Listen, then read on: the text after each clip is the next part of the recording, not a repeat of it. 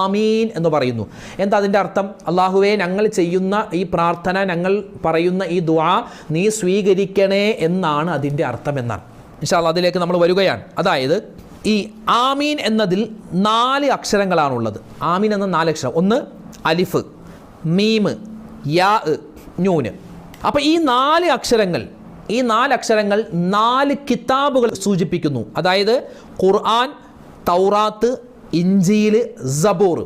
ഈ 4 അള്ളാഹുവിൻ്റെ വേദഗ്രന്ഥങ്ങളെ അറിയിക്കുന്നതാണ് ഈ ആമീൻ എന്നതിലെ 4 അക്ഷരങ്ങളെന്ന് മഹത്തുക്കളായ പണ്ഡിതന്മാർ നമുക്ക് പറഞ്ഞു തരുകയാണ്.